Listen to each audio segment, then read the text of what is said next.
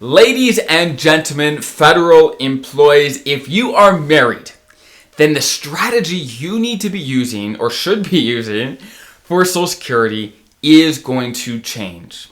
If you're talking to your single friends and they're saying what they're going to do, just know that being married changes everything when it comes to Social Security. Your benefits with your spouse are forever intertangled, and they're going to affect each other significantly, and you want to make sure you coordinate your benefits together. So let's dive into this topic. Again, if you're new to the channel, welcome. My name is Dallin Hoswell, a financial planner who serves federal employees every day, and I love it. Okay, so let's dive into this. Again, if you're single, Social Security is actually a relatively simple decision. It's just your own lifetime you have to worry about. It's just your own needs you got to worry about. And you don't have to worry about these two things that we're going to talk about today, spousal benefits or survivor benefits. These don't apply to you if you're not married. So again, a single person has fewer variables to think about, and they just have to think about their own lifetime when it comes to them picking their time to retire and take Social Security. If you're married, though, there's a few more things you need to consider when deciding when to take it. Okay, there are certainly your own benefits, and let's just actually clear this up. So if you are, well, actually, regardless of whether you're married or not, you can take Social Security benefits anytime between 62 and 70, and the more you wait, the higher your benefits are going to be. So, for example, if you took it at 62, let's say your benefits would be $1,500, okay? But if you waited till 70, maybe your benefits will be $4,000, okay, per month. Again, these are made up numbers, but ish. Okay, so if you take it early, you get more payments of smaller amounts. If you take it late, you get less payments of bigger amounts. Okay, so that's the first thing to understand is your own benefits, but you have to also understand these other two sides when taking it if you are married. If you're married, let's talk about it. So spousal benefits. Social Security understands that there's some spouses that really never worked much. Maybe they stayed home with the kids, or maybe they worked some, but just not very much. They didn't earn very much compared to the higher earner. And this is a benefit they give for that spouse. And this is how it works.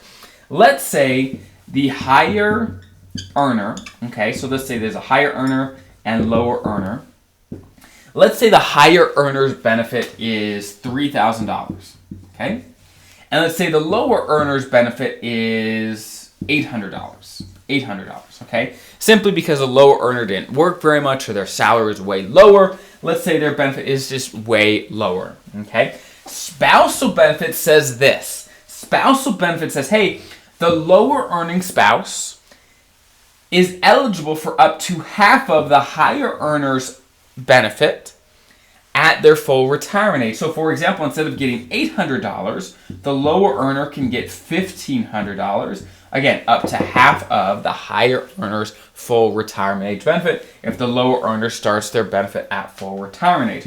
So, being married, and if you have a spouse that has significantly lower benefits than you, then they can get spousal benefits. Again, up to half of your benefits. So that will affect how you guys want to work this. And just know, your spouse cannot get spousal benefits until you're already drawing your own benefits, okay? If they've started their own, they can get their own, but once you started yours, the higher amount, they can switch over to spousal at that time, okay?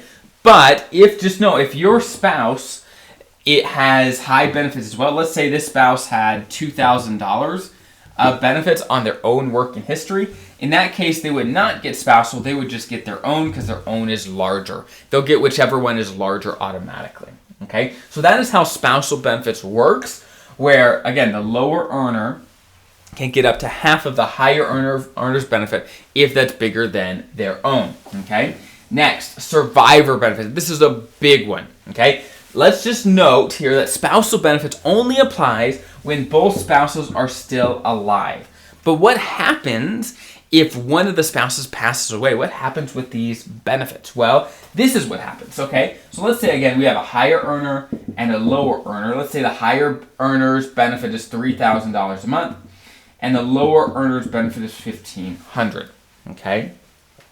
What happens if the higher earner's benefit What happens if the higher earner passes away? They die. What happens to their benefits? Well, what happens is the lower earner will actually inherit the higher earner's benefit, but their own amount will drop off. So instead of the lower earner just receiving $1,500, they'll start receiving $3,000 like the higher earner did before they passed away, but the lower earner's benefit would drop off. So for example, together they would get $4,500 when they're both alive, but when one of them passes away, the survivor would be left with $3,000, because if the higher earner lives longer than the lower earner's benefit just drops off when they pass away. The higher earner keeps their own, and if the lower earner lived longer, they would just inherit the higher earner's benefit, and their own would drop off. Okay, and just know this is a simplified scenario, but that's the rough way this works. Okay,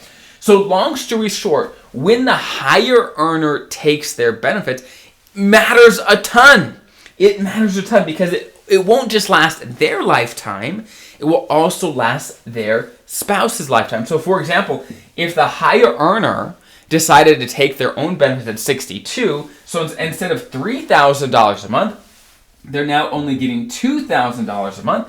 Well, that's the higher benefit that's going to be inherited by their spouse for the rest of their spouse's lifetime as well. So the higher earner, in many instances, has lots of reasons to actually delay their own benefits. Where if they delay their benefits, again, they'll lock in a higher amount that'll last for both their lifetime and their spouse's lifetime. Okay? So long story short, as you see between spousal and survivor benefits, there's more factors you got to work in if you're married. Again, if you're single, it's relatively simple. If you're married, though, and you're the higher earner, you got to think about, hey, if I pass away, how much is left for my spouse? If I start mine, then my spouse can start spousal benefits. Those are the things you got to consider if you are the higher earner. And just so we know, just so we're clear here, as we saw over here, the lower earner's benefit actually drops off when the first spouse passes away. So in general, when the higher earner benefit takes their benefits, matters more than when the lower earner benefit takes their benefits, because the lower earner, their benefits is going to drop off again when the first spouse passes away. So it still matters when they both take it, but it matters more when the higher earner takes it, because their benefits are going to last longer. Okay, so those are the things to think about when thinking about this. And just know, generally speaking, I'm not sure this makes sense for you, but generally speaking, these rules tend to mean that the higher earner should delay more often, and the lower earner should take benefits right away more often. Okay? Now, it depends on the age difference between you and your spouse and which one earned more. There's a few other factors, certainly, but in general, these are the sort of things that these rules imply. Okay? But if you have more questions about Social Security, I've got tons of videos on that, so definitely go check those out. But I hope this is helpful. Good luck with this decision, and have a great rest of your day.